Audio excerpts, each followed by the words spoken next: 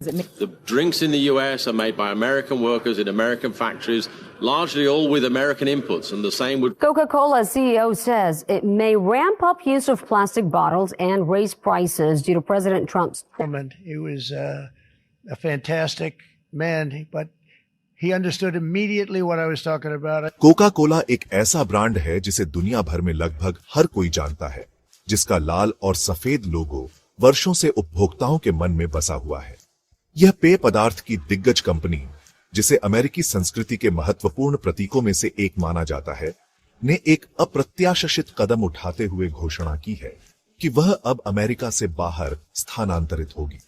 इसका कारण राष्ट्रपति डोनाल्ड ट्रंप के प्रशासन द्वारा लगाए गए शुल्क और व्यापार प्रतिबंध है। कंपनी ने कहा है कि वह इन आर्थिक नीतियों को, जो एक वैश्विक व्यापार युद्ध में बदल गई है, अस्थिर मानती है।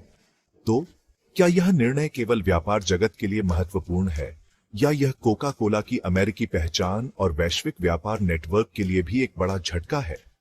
हम नवीनतम घटनाक्रमों के विवरणों की जांच करेंगे। दुनिया भर में एक साथ नवीनतम जानकारी पाते रहने के लिए हमारे चैनल को सब्सक्राइब करें, नोटिफिकेशंस को ऑन करें और हमारे कंटेंट को लाइक करें। एल्यूमिनियम कोका कोला की पैकेजिंग में इस्तेमाल होने वाले प्रमुख कच्चे मालों में से एक।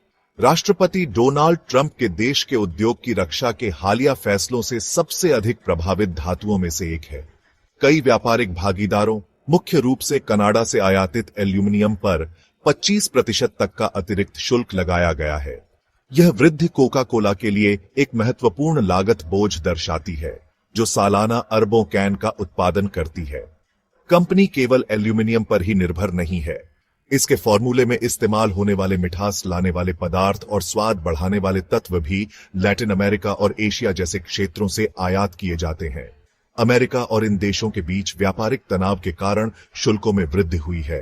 परिणाम स्वरूप कोका कोला की आपूर्ति श्रृंखला जटिल सीमा शुल्क प्रक्रियाओं, बढ़ती लागतों और अप्रत्याशितता के कारण बाधित हुई है। स्थिति को सुधारने की कोशिश में कोका कोला के प्रबंधन ने अल्पकालिक समाधान आजमाए। वे कुछ कच्चा माल स्थानीय उत्पादकों से प्राप्त करना चाहते थे या विभिन्न देशों में नए आपूर्तिकर्ताओं को खोजना चाहते थे। हालांकि वैश्विक बाजार इतना लचीला नहीं है। कच्चे माल की कीमतें बढ़ रही हैं, लॉजिस्टिक्स की लागत बढ़ रही है और कंपनी का मुनाफा कम हो रहा है। कंपनी के सीईओ जेम्स क्विंसी ने कहा, हम इन लागतों को अनिश्चित काल तक वहन नहीं कर सकते। अगर हम कीमतें बहुत अधिक बढ़ाते भी हैं तो हम अपने उपभोक्ताओं को खो देंगे। व्हाइट हाउस से आए बयानों में कहा गया है कि इन शुल्कों का उद्देश्य अमेरिकी उद्योग को मजबूत करना है। राष्ट्रपति डोनाल्ड ट्रंप इस बात पर जोर देते हैं कि आयात के दबाव के कारण घरेलू उत्पादक प्रतिस्पर्धा करने में असमर्थ हैं और ये नीतियां घरेलू उद्योग की रक्षा करती हैं। वास्तव में स्टील और एल्यूमिनियम जैसे कुछ क्षेत्रों में कुछ घरेलू उत्पादकों को अल्पकाल में इन नीतियों से लाभ हुआ हो सकता है। हालांकि कोका कोला जैसी अंतरराष्ट्रीय उपस्थिति वाली कंपनियों के लिए स्थिति अलग है। आपूर्ति श्रृंखला वैश्वीकृत है और जब किसी एक देश के संरक्षणवाद के आधार पर काम करना मुश्किल हो जाता है तो कंपनी की वैश्विक रणनीति हिल जाती है। हालांकि व्हाइट हाउस इन कंपनियों से वफादारी दिखाने की उम्मीद करता है। प्रशासन के कुछ वरिष्ठ अधिकारी इस विचार का भी बचाव करते हैं कि यदि आप एक अमेरिकी ब्रांड हैं तो आपको अमेरिका में ही रहना चाहिए।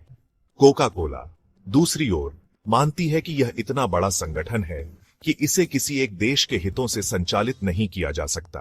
राष्ट्रपति ट्रंप के ये शब्द कितने लागू होते हैं? हम देश छोड़ने वालों और अन्यत्र कर लाभ चाहने वालों पर भारी प्रतिबंध लगाएंगे। कोका कोला के मामले में यहीं पर असली बहस गर्मा जाती है, क्योंकि कोका कोला का जाना प्रतीकात्मक और आर्थिक रूप से एक बड़ा झटका होगा। 19वीं सदी के अंत में अटलांटा में जन्मी कोका कोला ने द्वितीय विश्व युद्ध के दौरान अमेरिकी सैनिकों का मनोबल बढ़ाया और शीत युद्ध के दौरान स्वतंत्रता का प्रतीक बन गई। यह हर मायने में अमेरिकी संस्कृति का एक अभिन्न अंग है, जिसके कई विज्ञापनों में छुट्टियों की थीम, पारिवारिक मूल्य और राष्ट्रीय प्रतीक शामिल होते हैं। कोक इज ईट का नारा दुनिया के सबसे पहचानने योग्य मार्केटिंग वाक्यांशों में से एक बन गया है। अब यह विशाल ब्रांड कह रहा है, चूंकि व्यापारिक स्थितियां प्रतिकूल हैं, हम अपने परिचालन को एक अधिक अनुकूल देश में स्थानांतरित कर रहे हैं। यह उस ब्रांड के समान है जो अमेरिकी सपने का प्रतीक है और उन आर्थिक नीतियों के कारण स्थानांतरित हो रहा है जिन्होंने उस सपने को एक बुरे सपने में बदल दिया है। अमेरिकी समाज में कोका कोला कैसे जा सकती है जैसी प्रतिक्रियाएं बढ़ रही हैं।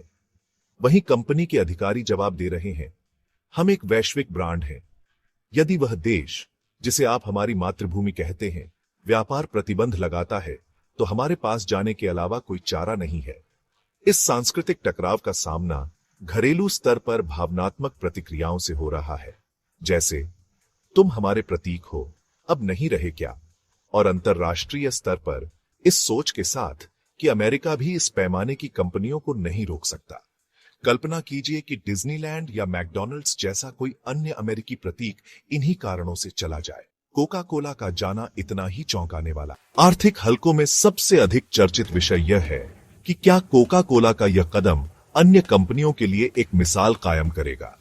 संयुक्त राज्य अमेरिका में आक्रामक शुल्क केवल एल्यूमिनियम और स्टील तक सीमित नहीं है। अन्य क्षेत्रों में फैल रहे या संभावित रूप से फैलने वाले संरक्षणवादी उपाय आयात को और अधिक कठिन बना सकते हैं, साथ ही घरेलू स्तर पर उत्पादन लागत भी बढ़ा सकते हैं। कई बहुराष्ट्रीय कंपनियां इसी तरह का दबाव महसूस कर रही हैं। ऑटोमोटिव दिग्गज फोर्ड, टेक दिग्गज एप्पल और कृषि उपकरण निर्माता भी इसी तरह की चिंताएं व्यक्त कर रहे हैं। यदि कोका कोला जैसे विशाल ब्रांड को भी स्थानांतरित होने के लिए मजबूर होना पड़ता है तो सवाल उठता है, दूसरों को क्यों रहना चाहिए। यह अमेरिकी अर्थव्यवस्था को प्रतिभा पलायन और पूंजी पलायन के गंभीर खतरे में डाल सकता है। Gap 2S। बेशक यह परिदृश्य अतिरंजित लग सकता है। आखिरकार अमेरिका अभी भी उन्नत बुनियादी ढांचे और एक वित्तीय केंद्र वाला एक बड़ा उपभोक्ता बाजार है। हालांकि कोका कोला के जाने का विचार भी अपने आप में चिंता का विषय है। कंपनी की रिपोर्टों के अनुसार कोका कोला एक ऐसे देश में स्थानांतरित होने की योजना बना रही है जहां मजबूत लॉजिस्टिक्स बुनियादी ढांचा, राजनीतिक स्थिरता और कई व्यापार समझौते हों। जर्मनी, नीदरलैंड और स्विट्जरलैंड जैसे यूरोपीय देशों का अक्सर उल्लेख किया जाता है। कुछ निवेश विश्लेषकों की टिप्पणी है कि आयरलैंड और सिंगापुर जैसे केंद्र, जहां कर कम है और श्रम प्रतिबंध लचीले हैं, को भी प्राथमिकता दी जा सकती है। हालांकि कंपनी एक बड़ी आबादी और मजबूत घरेलू बाजार वाले स्थान को लक्षित कर सकती है। चुना गया स्थान यूरोपीय संघ या अन्य क्षेत्रीय देशों के साथ व्यापार को सुगम बनाएगा, साथ ही अमेरिका के साथ अपने वाणिज्यिक संबंधों के लिए नई प्रक्रियाएं भी तैयार करेगा। आसपास के क्षेत्रों में उपभोक्ताओं की स्वाद वरीयताओं के अनुरूप नवाचार भी विकसित किए जा सकते हैं। उदाहरण के लिए यूरोप में चीनी और कृत्रिम मिठास पर नियम अधिक सख्त हैं, जो कोका कोला को कम चीनी वाले फॉर्मूलों की ओर धकेल सकता है। यदि यह एशिया में जाती है तो पौधे आधारित पेय और ग्रीन टी एक्सट्रैक्ट जैसे स्थानीय स्वाद केंद्र में आ सकते हैं। अमेरिकी उपभोक्ताओं को कोका कोला के लिए अधिक भुगतान करना पड़ सकता है और शायद उनके पास कम विकल्प होंगे। शुल्क उन उत्पादों पर अतिरिक्त लागत लगाते हैं जो अमेरिका में निर्मित नहीं होते हैं। यदि कंपनी विदेश में उत्पादन करती है और अमेरिका में भेजती है तो नए कर और बढ़ी हुई शिपिंग लागत शेल्फ कीमतों को बढ़ा देगी। श्रमिकों के लिए तस्वीर और भी निराशाजनक है। कोका कोला के अमेरिकी कारखानों में हजारों ब्लू कॉलर श्रमिक नौकरियों के विदेश जाने के खतरे का सामना कर रहे हैं, जबकि राज्य सरकारें और यूनियनें कह सकती हैं, आइए कंपनी को यहीं रखें और इसे कर प्रोत्साहन के साथ समर्थन दें। यदि कारोबारी माहौल कंपनी को समझाने के लिए पर्याप्त आकर्षक नहीं है तो कोका कोला का जाना अजेय हो सकता है। यह स्पष्ट नहीं है। इस मामले पर आपके क्या विचार हैं? कृपया अपनी राय कमेंट सेक्शन में साझा करें। नए वीडियो से अपडेट रहने के लिए कृपया हमारे चैनल को सब्सक्राइब करें और नोटिफिकेशंस ऑन करें। देखने के लिए धन्यवाद।